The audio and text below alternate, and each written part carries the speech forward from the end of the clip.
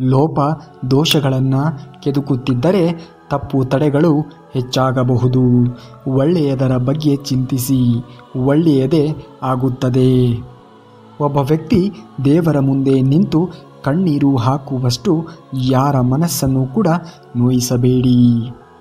ಒಂದು ಬೀಜವು ಶಬ್ದವಿಲ್ಲದೆ ಬೆಳೆಯುತ್ತದೆ, ಆದರೆ ಮರವು ದೊಡ್ಡ ಶಬ್ದದಿಂದಲೇ ಬೀಳುತ್ತದೆ. ವಿನಾಶಕ್ಕೆ ಶಬ್ದವಿದೆ, ಆದರೆ ಸೃಷ್ಟಿ ಶಾಂತವಾಗಿದೆ. ಇದು ಮೌನದ ಶಕ್ತಿ. ಮೌನವಾಗಿ ಬೆಳೆಯಿರಿ. ರಾಮ ಎನ್ನುವವನೇ ರಾವಣನಿಗೆ ಇಷ್ಟವಾಗಲಿಲ್ಲ. ಕೃಷ್ಣ ಎನ್ನುವವನೇ ಕಂಸನಿಗೆ ಮೆಚ್ಚುಗೆ ಆಗಲಿಲ್ಲ. ಅಂದಾದ ಮೇಲೆ ಎಲ್ಲರ ಮೆಚ್ಚುಗೆಗಾಗಿ ಬದುಕುತ್ತೇನೆ ಅಂದರೆ ಅರ್ಥವೆಲ್ಲಿದೆ? ನಂಬಿಕಸ್ಥರಿಂದ ಮೋಸ ಹೋದೆವು ಎಂದು ಪ್ರಾಮಾಣಿಕರು ಚಿಂತಿಸಬೇಕಾಗಿಲ್ಲ.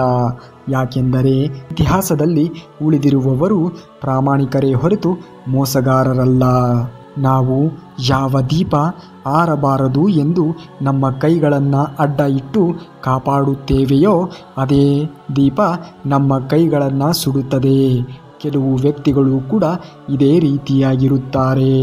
ಕೆಲವು ಸಮಸ್ಯೆಗಳಿಗೆ ತಕ್ಷಣವೇ ಉತ್ತರ ಸಿಗುವುದಿಲ್ಲ ಮತ್ತು ಪರಿಹಾರವೂ ಸಿಗುವುದಿಲ್ಲ.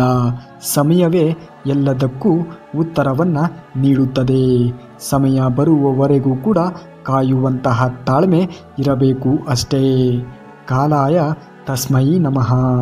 ಮನುಷ್ಯ ಕೆಲವೊಮ್ಮೆ ಏನು ಮಾಡದೆ ಅಪರಾಧಿಯಾಗಿ ಬಿಡುತ್ತಾನೆ. ಇದರ ಅರ್ಥವನ್ನು ಅಪರಾಧಿ ಎಂದಲ್ಲ, ಅವನ ಪರಿಸ್ಥಿತಿ ಅವನನ್ನು ಅಪರಾಧಿಯಾಗಿಸುತ್ತಿದೆ ಅಷ್ಟೇ.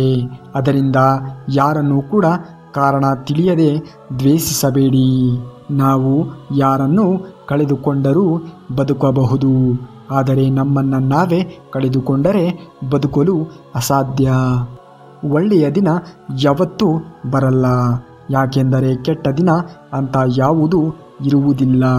ಸರಿ ಎಂದ ತಕ್ಷಣಕ್ಕೆ ಅನಿಸಿದ ಕೆಲವು ನಿರ್ಧಾರಗಳು ತಪ್ಪಾಗಬಹುದು. ತಪ್ಪು ಎಂದು ನಿರ್ಧರಿಸಿದ ಕೆಲವು ನಿರ್ಧಾರಗಳು ಸರಿಯಾಗಬಹುದು. ಕಾಲ ಕೊಡುವ ಉತ್ತರ ಬಲ್ಲವರು ಯಾರು? ಜೀವನದಲ್ಲಿ ನೀವೆಷ್ಟೇ ಸರಿ ಇದ್ದರೂ ನೋಡುವವರ ದೃಷ್ಟಿಯೇ ಸರಿಯಿಲ್ಲ ಎಂದಾದರೆ ನೀವು ಮಾಡಿದ್ದೆಲ್ಲ ತಪ್ಪೇ. ನಿಮ್ಮ ಮೇಲೆ ನಿಮಗೆ ನಂಬಿಕೆ ಇರಲಿ. ಇಲ್ಲಿಯವರೆಗೂ ಸಾಕಷ್ಟು ಕಷ್ಟಗಳನ್ನು ಎದುರಿಸಿ ಬಂದಿದ್ದೀರಾ. ಇನ್ನು ಮುಂದೆಯೂ ಎದುರಿಸುವ ತಾಕತ್ತು ನಿಮ್ಮಲ್ಲಿದೆ. ತನ್ನ ನೋವು ತಾನು ಅರಿಯುವವನು ಬದುಕಿರುವುದಕ್ಕೆ ನಿದರ್ಶನ. ಇತರರ ನೋವನ್ನು ಅರಿಯುವವನು ಸಾಮರ್ಥ್ಯ ಪಡೆದರೆ ಅದು ಮಾನವೀಯ ಲಕ್ಷಣ. ಮನುಷ್ಯ ಕೆಟ್ಟ ಕೆಲಸ ಮಾಡುವಾಗ ಹಿಂದೆ ಮುಂದೆ ಅಕ್ಕಪಕ್ಕ 4 ದಿಕ್ಕುಗಳನ್ನು ನೋಡುತ್ತಾನೆ, ಆದರೆ ಮೇಲೆ ಮಾತ್ರ ನೋಡಲು ಮರೆತು ಬಿಡುತ್ತಾನೆ. ಮೇಲೆ ಒಂದು ಕಾಣದ ಶಕ್ತಿ ನೋಡುತ್ತಿರುವುದನ್ನು ಮರೆತು ಹೋಗುತ್ತಾನೆ.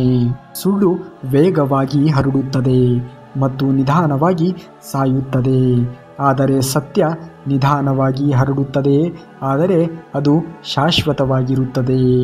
ನೀರಿಲ್ಲದ ನದಿ, ಅತಿಥಿ ಇಲ್ಲದ ಮನೆ, ಫಲವಿಲ್ಲದ ವೃಕ್ಷ ಹೇಗೆ ವ್ಯರ್ಥವೋ ಹಾಗೆಯೇ ಗುರು ಮತ್ತು ಗುರಿ ಇಲ್ಲದ ಬಾಳ್ವೆಯೂ ಕೂಡ ವ್ಯರ್ಥ.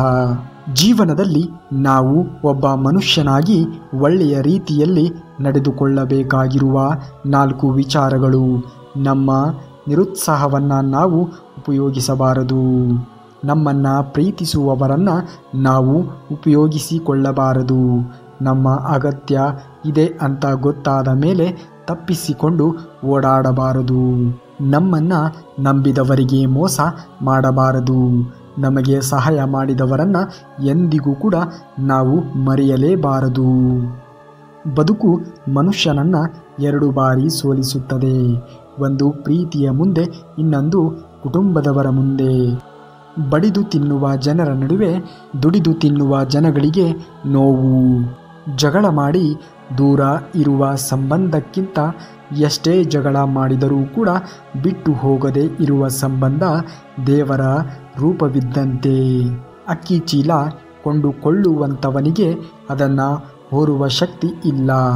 ಅದೇ ಅಕ್ಕಿ ಚೀಲ ಹೊರುವಂಥವನಿಗೆ ಅದನ್ನು ಕೊಂಡುಕೊಳ್ಳುವಂತಹ ಶಕ್ತಿ ಇರುವುದಿಲ್ಲ. ಇದೇ ಅಲ್ಲವಾ ಜೀವನ ಅಂದರೆ? ನಿಮ್ಮನ್ನು ಅಳಿಸಿದವರು ನಿಮಗಿಂತ ಜಾಸ್ತಿ ಅಳುತ್ತಾರೆ. ಸಿಗದೇ ಇರುವ ಖುಷಿಗೆ ಆಸೆ ಪಡುವುದು ಮೂರ್ಖತನ. ಸಿಗುವ ಖುಷಿಯಲ್ಲಿ ಕನಸು ಕಟ್ಟಿ ಬದುಕುವುದೇ ನಿಜವಾಗಿರುವಂತಹ ಜೀವನ. ಚರಿತ್ರೆಯಲ್ಲಿ ಗೆದ್ದವನಿಗೆ ಗೆದ್ದವನು ಅನ್ನುವಂತಹ ಜಾಗವಿದೆ. ಸೋತವನಿಗೂ ಕೂಡ ಇಂಥವನೊಂದಿಗೆ ಸೆಣಸಾಡಿ ಸೋತೆ ಎನ್ನುವಂತಹ ಜಾಗವಿದೆ. ಆದರೆ ನಿಂತುಕೊಂಡು ನೋಡುವವರಿಗೆ, ಆಡಿಕೊಂಡು ನಗುವವರಿಗೆ ಚರಿತ್ರೆಯಲ್ಲಿ ಎಲ್ಲಿಯೂ ಕೂಡ ಜಾಗವಿಲ್ಲ. ಯಾರಾದರೂ ನಿಮಗೆ ನೋಯಿಸಿದರೆ ದುಃಖ ಪಡಬೇಡಿ. ಯಾವ ಮರ ಸಿಹಿಯಾದ ಹಣ್ಣನ್ನು ಕೊಡುತ್ತದೆಯೋ ಜನ ಅದೇ ಮರಕ್ಕೆ ಕಲ್ಲನ್ನು ಎಸೆಯುತ್ತಾರೆ. ಕೆಟ್ಟವರು ಎಷ್ಟೇ ಮೆರೆಯಲಿ ನೀನು ಪ್ರತಿಕ್ರಿಯಿಸದೆ ಸುಮ್ಮನೆ ಇದ್ದು ಬಿಡು. ಅವರ ವಿನಾಶ ಸದ್ಯದಲ್ಲೇ ಬಂದೇ ಬರುತ್ತದೆ. ಆಗ ನೀನು ಹಾಕಿದ ಕಣ್ಣೀರಿನ ಬೆಲೆ ಅವರಿಗೆ ತಿಳಿಯುತ್ತದೆ. ಅತಿಯಾಗಿರುವಂತಹ ಪ್ರೇಮವು ಶತ್ರು ಮತ್ತು ಆಯುಧಕ್ಕಿಂತಲೂ ಹೆಚ್ಚಿನ ಗಾಯವನ್ನು ಮಾಡಬಲ್ಲದು. ಎಚ್ಚರಿಕೆ. ವಿನಯವಿಲ್ಲದ ವಿದ್ಯೆ, ಹಸಿವೆ ಇಲ್ಲದ ಊಟ, ಹರಿತವಿಲ್ಲದ ಆಯುಧ, ಉಪಕಾರವಿಲ್ಲದ ಜೀವನ, ಗುಣವಿಲ್ಲದ ರೂಪ, ಉಪಯೋಗಕ್ಕೆ ಬಾರದ ಹಣ ಎಲ್ಲವೂ ಕೂಡ ಇದ್ದರೂ ವ್ಯರ್ಥವೇ. ತನ್ನನ್ನು ತಾನು ಗೌರವಿಸಿಕೊಳ್ಳುವ ವ್ಯಕ್ತಿ ಎಂದಿಗೂ ಕೂಡ ಇತರರನ್ನು ಅವಮಾನಿಸಲಾರ.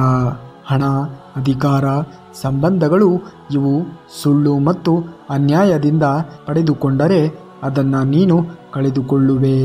ಸತ್ಯದಿಂದ, ನ್ಯಾಯದಿಂದ ಪಡೆದುಕೊಂಡರೆ ಅದು ಶಾಶ್ವತವಾಗಿ ಉಳಿಯುತ್ತದೆ. ಮೋಸ ಮಾಡಿದವರನ್ನು ಕ್ಷಮಿಸುವಷ್ಟು ಉದಾರಿಯಾಗಬೇಕು, ನಿಜ. ಆದರೆ ಅವರನ್ನೇ ಮತ್ತೆ ನಂಬುವಷ್ಟು ಮೂರ್ಖರಾಗಬಾರದು. ಇನ್ನು ಇದೇ ರೀತಿಯಾಗಿರುವಂತಹ ಮಾಹಿತಿಗಳಿಗಾಗಿ ತಪ್ಪದೇ ನಮ್ಮ ಚಾನಲ್ನ ಸಬ್ಸ್ಕ್ರೈಬ್ ಮಾಡಿಕೊಳ್ಳಿ. ಜೊತೆಗೆ ಈ ವಿಡಿಯೋಗೆ ಒಂದು ಲೈಕನ್ನು ಮಾಡಿ. ಮುಂದಿನ ವಿಡಿಯೋದಲ್ಲಿ ಸಿಗುವವರೆಗೂ ಧನ್ಯವಾದ. ಕರುನಾಡಿಗೆ.